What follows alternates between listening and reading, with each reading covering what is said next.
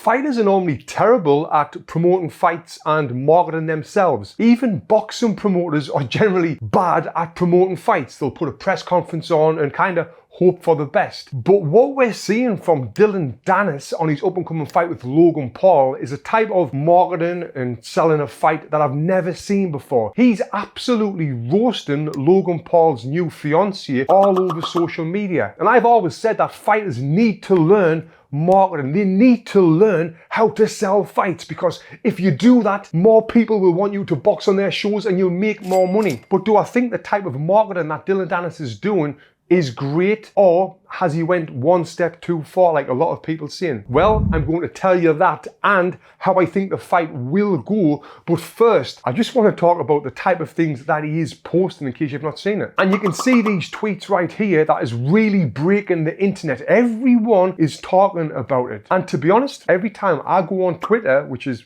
daily, I'm looking to see what he's posted today because it's outrageous stuff. So he's definitely got my attention for this. Now he's been slagging off Logan Paul's bird, who I can see that Logan's deeply in love with. He's been showing pictures of her with former boyfriends. But to be fair to her, she's got quite a list of ex-boyfriends to be proud of that include the likes of Leonardo DiCaprio, LeBron James, and I've just seen a picture posted of her with Brad Pitt. Now, if this list contained people like Steve Buscemi or Danny DeVito or Butterbean as the athlete, then yeah, Dillon could really have a field day on that.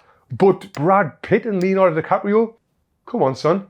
But the problem is, he's mentioned more than these guys. He's listed so many people that he's kind of seen she's been with. And the list goes on and on and on and on of all these different guys she's been with. Now, some of these pictures I can tell are photoshopped, and some of them I think are just fans with her taking pictures. But regardless, he's making the love of Logan Paul's life look like a right slag in front of the world. And Logan said this: Dillon thinks a single photo he's posted has rattled me at all.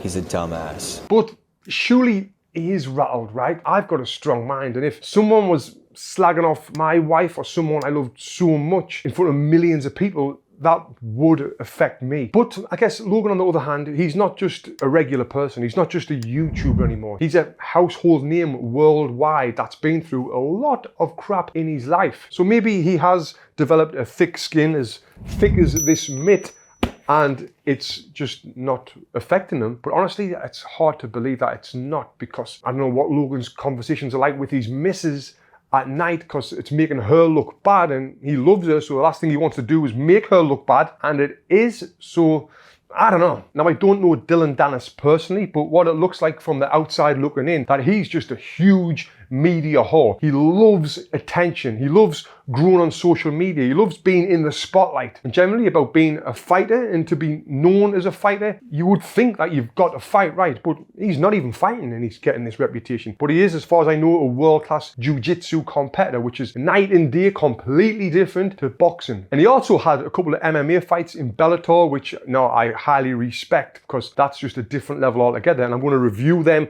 on my next video, so make sure you subscribe and watch me break down his fight techniques and seeing if he really can fight. Last time he was supposed to fight with KSI, the fight got built up, he got all this publicity, he went to press conferences and all that, and I think it was like a week or 2 weeks before the fight, he pulled out. And if you've been in a boxing gym or a fighter's gym, you know you've got that guy, that one of them guys who wants to be a fighter, but he'll not get in there and fight. Is he one of them? I don't know. I think he's doubled his Twitter following since this fight got announced. He's got a newfound fame. Is he going to pull out last minute again and come up with some excuse? That's the question on everyone's mind, even Logan Paul, as he's even brought in a last minute replacement fighter who's ready to fight Logan if this does happen, because everyone seems to think that. So do I agree with this type of fight marketing, these type of insults to promote a fight? This is the fight game. We're in there to fight, to train, to knock someone out, to do whatever we can do to win that fight, because they're going to try and knock us out, we're going to try and knock them out. If we can get any advantage whatsoever, including getting into the head, we've got to take that advantage. And playing mind games is a huge part of boxing and martial arts in that matter. But mind games is not just all about insults. Like, something that I used to do is I would do a tweet when I was training for a fight saying, I've just beat my personal best on a running track. Now, knowing that my opponent will look at my tweets and see that, and That right there, it's a subtle, sneaky little mind game getting into the brain, but that does not sell fights. Now, Dillon promoting this fight, yeah, trash talking, 100%.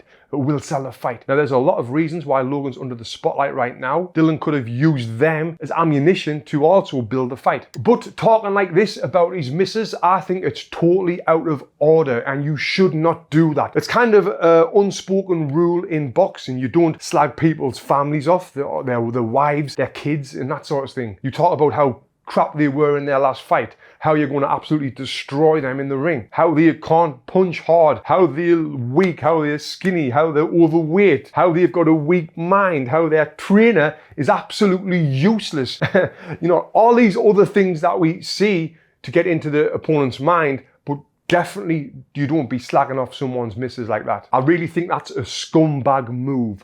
But that being said, it seems like Dillon Danis doesn't mind being a scumbag. He obviously loves the attention on social media. He loves the growth on social media. And if this fight does happen, he's working on getting into Logan's head to make him make mistakes in the ring and then capitalize on them and win the fight. Dillon is going to make an absolute ton of money for this fight as well. So for him, it's a win-win-win-win situation. He's just tripled his fame, 5x his net worth, 10x opportunities that's going to come his way from after this fight. And even if he does lose this fight, it's still a win. Now, before I tell you who I think is going to win the fight, I would love to know your thoughts on this. Has Dillon Danis went too far in the build-up to this fight? Or do you agree with it? Do you think, nah, it's fine, he sold the fight. He's got a lot more people wanting to watch the fight because of this, me being one of them. And who do you think is going to win? Let me know in them comments below. I'm excited to read them. Okay, so if the fight does happen, now I keep saying if because I've still got a feeling he's going to pull out. I hope he doesn't,